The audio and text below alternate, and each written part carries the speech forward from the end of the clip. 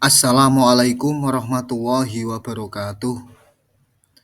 Perkenalkan, nama saya Amin Sofwan, SPD, calon guru penggerak Angkatan 7 Kabupaten Jepara dari SD Negeri 3 Menganti.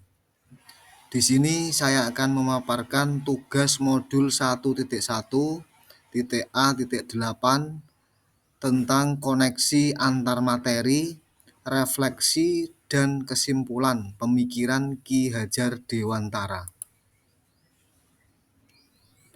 Kesimpulan dan penjelasan pemikiran Ki Hajar Dewantara yaitu yang pertama, pendidikan yang menuntun. Kedua, kodrat alam dan kodrat zaman. Yang ketiga, pendidikan yang berpihak pada murid. Yang keempat, bahwa pendidikan bukan tabula rasa. Yang kelima, budi pekerti. Pemikiran Ki Hajar Dewantara tentang pendidikan, yang pertama, pendidikan yang menuntun. Bahwa pendidikan adalah menuntun kekuatan kodrat anak. Dalam proses menuntun, anak diberi kebebasan. Pendidik ibarat petani yang hanya dapat menuntun. Pendidik sebagai pamong dalam memberi tuntunan dan arahan agar anak tidak kehilangan arah dan membahayakan dirinya, serta untuk mencapai keselamatan dan kebahagiaan. Untuk mencapai keselamatan dan kebahagiaan, maka menerapkan trilogi pendidikan, yaitu ing ngarsa sung tulodo, ing madya mangun karsa, dan tutwuri handayani. Pemikiran Ki Hajar Dewantara tentang pendidikan yang kedua yaitu kodrat alam dan kodrat zaman. Bahwa kodrat alam berkaitan dengan sifat dan bentuk lingkungan di mana anak berada. Kodrat manusia adalah merdeka yang bersandar pada kekuatannya sendiri. Maksud pengajaran dan pendidikan adalah memerdekakan manusia. Kodrat anak adalah bermain, sehingga permainan dapat menjadi bagian pembelajaran di sekolah. Sedangkan kodrat zaman berkaitan dengan isi dan irama. Pemikiran Ki Hajar Dewantara tentang pendidikan yang ketiga yaitu pendidikan yang berpihak pada murid. Yang pertama, pendidikan bebas dari segala ikatan, dengan suci hati mendekati sang anak, bukan untuk meminta hak, melainkan untuk menghamba pada anak. Yang kedua, pendidikan harus terjalin cinta kasih, ibarat orang tua dengan anak. Yang ketiga, murid harus dilayani dan dimuliakan. Pemikiran Ki Hajar Dewantara tentang pendidikan yang keempat bahwa pendidikan bukan tabula rasa, bahwa anak bukan kertas kosong. Kekuatan garis anak yang masih samar-samar harus ditebalkan agar memperbaiki lakunya untuk menjadi manusia seutuhnya.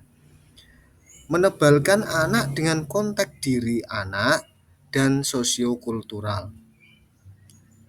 Pendidikan adalah tempat persemaian benih-benih kebudayaan. Pendidikan adalah pondasi untuk membentuk peradaban bangsa, sehingga dengan adanya pendidikan merupakan cara untuk menjemput kebudayaan yang dicita-citakan. Yang kelima, pemikiran Ki Hajar Dewantara yaitu tentang budi pekerti. Bahwa budi pekerti atau watak atau karakter merupakan perpaduan antara gerak pikiran, perasaan, dan kehendak atau kemauan sehingga menimbulkan tenaga. Pendidikan sosial dan pendidikan karakter baik bagi anak. Sebelum saya mempelajari pemikiran Ki Hajar Dewantara tentang pendidikan, yang saya percaya tentang murid dan pembelajaran di kelas, yaitu yang pertama, saya berharap anak bisa memahami materi sesuai keinginan saya. Yang kedua, saya lebih banyak menggunakan metode ceramah sehingga anak pasif. Yang ketiga, saya kurang dekat dengan murid dan juga kurang memahami karakteristik murid. Yang keempat, saya tidak menguatkan karakter anak sesuai kearifan lokal. Dan yang kelima, anak harus mencapai KKM dan saya kurang menekankan pada pendidikan budi pekerti. Setelah saya mempelajari pemikiran Ki Hajar Dewantara tentang pendidikan, maka yang berubah dari pemikiran atau perilaku saya yaitu yang pertama, saya harus memberi kebebasan kepada murid karena pendidikan itu menuntun bukan menuntut. Yang kedua, pembelajaran di kelas harus kreatif dan inovatif agar anak dapat belajar secara aktif karena pembelajaran harus berpusat pada siswa. Yang ketiga, saya harus dekat dengan anak dan dapat memahami bakat, minat, dan kreativitas anak agar saya dapat menuntunnya. Yang keempat, saya harus menguatkan karakter anak sesuai sosiokultural lokal. Dan yang kelima, pendidikan sosial dan budi pekerti sangat penting bagi anak, bukan hanya sekedar pencapaian KKM saja.